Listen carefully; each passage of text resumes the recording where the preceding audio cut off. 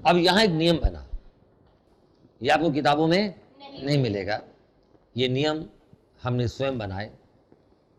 ये हमारा पढ़ाने का तरीका है कि एक एमबीबीएस डॉक्टर भी समझने लग जाए, एमबीए किया हुआ विद्यार्थी भी समझे और 8वीं पास वाला विद्यार्थी भी समझे, जो कम पढ़ा लिखा है वो भी समझ पाए, 5वीं के बच्चे भी समझ पाए, सेकंड और थर्ड क्लास के बच्चे भी समझ पाए। कितना सिंपल मेथड है।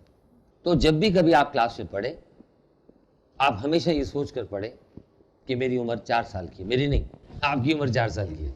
पढ़ाने वाला तो बड़ा ही होगा, तो आप सबकी उम्र कितनी है? 4 साल। हाँ, ऐसे हाथ दिखाना है, 4 साल, ठीक है। तो आप 4 साल के विद्यार्थी समझ कर पढ़ोगे, भूल जाओ कि आप नौजवान हो कुछ दिन के लिए, राइट।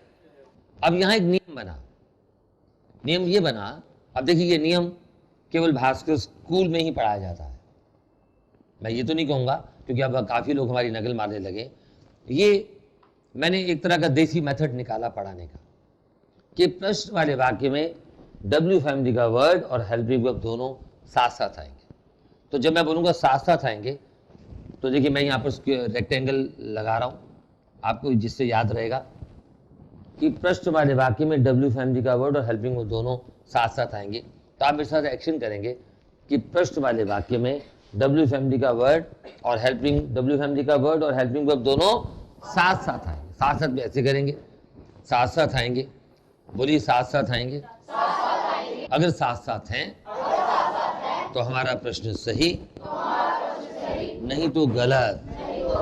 वेरी गुड, आपने क्रॉस का निशान लगाया, नहीं तो गलत। तो डब्ल्यू फैमिली का वर्ड और हेल्पिंग वर्ब अगर प्रश्न वाले वाक्य में साथ साथ नहीं है तो उसको गलत मान लेना चाहिए। Is it clear? Is it clear? जब आप आगे चलकर एडवांस्ड ग्रामर के अंदर नरेशन पढ़ेंगे तो कई ऐसे वाक्य आएंगे कि होगा तो प्रश्न वाला वाक्य, लेकिन डब्ल्यू फैमिली का वर्ड और उसमें हेल्पिंग वर्ब दोनों साथ साथ नहीं होंगे। लेकिन बेसिक चीज लर्न करने के लिए जब भी कभी आप प्रश्न करेंगे तो प्रश्न वाले वाक्य में दोनों साथ साथ आएंगे। वो एडवांस्ड इंग्लिश में जहां हम स्टेटमेंट देते हैं, है ना, जहां हम प्रश्न की टोन में बोलते हैं, तो बिना डब्ल्यू फैमिली के वर्ड के भी हम प्रश्न बना लेते हैं। वो बात की बात है, ठीक है। हाँ प्रिया, आप कंफ्यूज थे, पूरा नाम क्या आपका? प्रिया साहनी। बोलो तुम क्या हो। Very good, let's welcome Priya Sahni. Great.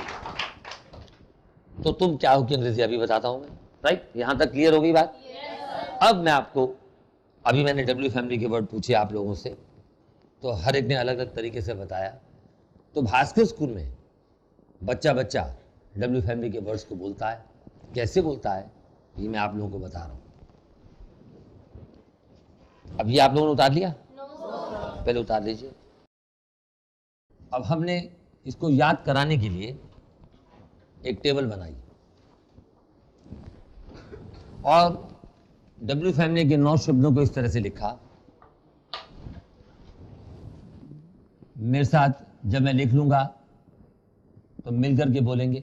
और आप किसी से भी पूछो कि डब्ल्यू फैमिली के 9 शब्द कौन से होते हैं, तो लोग ऐसे ही बोलेंगे जैसे आपने बोल के दिखाया, वाई, विच, हु। एक स्टूडेंट ने वाज या वर भी बोला था, है ना। तो अब देखिए कौन से डब्ल्यू फैमिली के वर्ड है। मेरे साथ मिलके बोलिए, वाई, व्हेन, वेयर। अब आगे जो मैं शब्द दूंगा, मैं इसको यहां व्हाट लिख रहा हूं। व्हाट के बाद मैं हु लिखूंगा और इसको आपने इसी प्रकार से याद करना है। फिर मैं लिखूंगा विच, whom और हाउ। और इसी प्रकार से आपने बोलना है। बोलिए why, when, where, what, who, whose. पूरे जोश के साथ बोलना है, पूरे उत्साह के साथ बोलिए, ढीले ढाले नहीं बोलना। विच, whom, हाउ। अब आए ना मजा, क्योंकि आपकी आवाज क्लासरूम के अंदर तरंग पैदा करती है। अगर मैं ऐसे पढ़ाऊं, अच्छा वो 9 वर्ड होते हैं, याद कर लेना, वाई है, विच है, हाउ है, मैं लिख देता हूं और उल्टा सीधा लिख दूं, तो क्या आपको पढ़ने का मजा आएगा? पढ़ाने वाले में भी जोश हो और पढ़ने वाले में भी जोश हो, तो क्लास में एक वातावरण बनता है, एक रिदम बनता है। तो क्या बोला मैंने, मेरे साथ मिलके बोलेंगे। जब मैं, अब देखिए याद कराने के तरीका मैंने क्या ढूंढा, एक्शन के साथ बोलेंगे। जब आप वाई वेन वेयर बोलेंगे तो अपना राइट हैंड का कंधा राइट की ओर ले जाएंगे, बोलो वाई वेन वेयर, फिर वापिस आओ व्हाट हु हुज, फिर वापिस आओ विच हुम हाउ। मैं इशारा करूंगा, आपने इशारा नहीं करना, आपने केवल घूमना है, जिस तरह मेरा हाथ जाएगा उस तरह बोलना है, इससे आपको याद हो जाएगा। बोलो why when where, what who whose, which whom how. अब वापिस आ जाओ, सोना नहीं है एक दूसरे के कंधे में, सो गए आराम से, नींद आ गई, ठीक है। तो ये भास्कर स्कूल का बच्चा इस टेबल को बोलता है।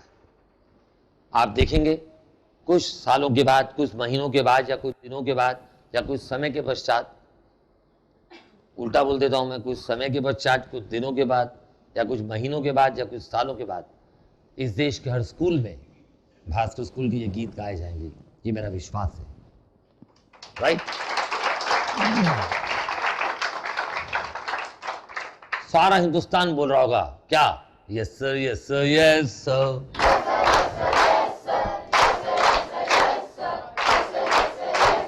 जैसे धीरू भाई अंबानी ने सपना लिया था कि हर हाथ में मोबाइल, हर हाथ में मोबाइल, और सचमुच में उन्होंने मोबाइल को बड़ा सस्ता बना दिया।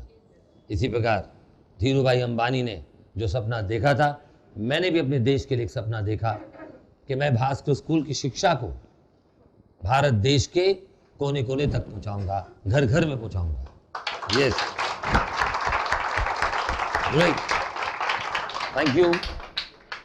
चलिए, हाँ बोलिए। सर आपने अभी बोला कि कुछ समय पश्चात, हाँ, तो इसका इंग्लिश में हम क्या कर सकते हैं? इंग्लिश में क्या नाम है आपका? अमन तिवारी। अमन तिवारी, बैठिए। कुछ समय पश्चात होगा, आफ्टर सम टाइम। अब ये हमारी सोच है कि आफ्टर सम टाइम शाम को होता है, कल होता है, या कुछ, जब भी हम कहते हैं अरे कुछ टाइम बाद देखना, हर माँ अपने बच्चे के बारे में एक सपना देखती है, देखना कुछ टाइम के बाद मेरा बेटा कितना बड़ा आदमी बनेगा, कितना बड़ा ऑफिसर बनेगा। अब कुछ टाइम का मतलब ये नहीं कि 2 घंटे बाद ही ऑफिसर बन के आ जाता है, ठीक है। पूरा हंसी दो यार। चलिए, अब मैं सेंटेंस नंबर कौन सा था? Sentence number 12। सेंटेंस नंबर 12 दे रहा हूं मैं। मैंने दिया, तुम एक लाडले बच्चे हो। तुम एक लाडले बच्चे हो। बोलो, तुम एक लाडले बच्चे हो।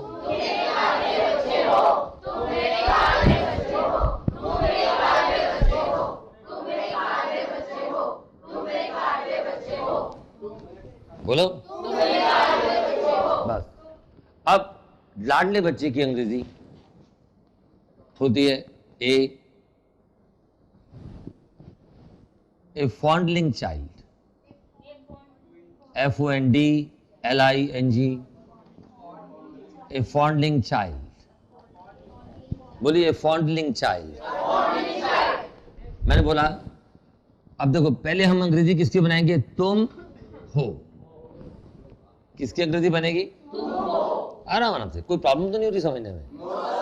कोई पूछना है कुछ? ऑलराइट। यू आर, तुम हो की अंग्रेजी क्या है? You are. अब एक लाडला बच्चा क्या होगा? ब्यूटीफुल। यू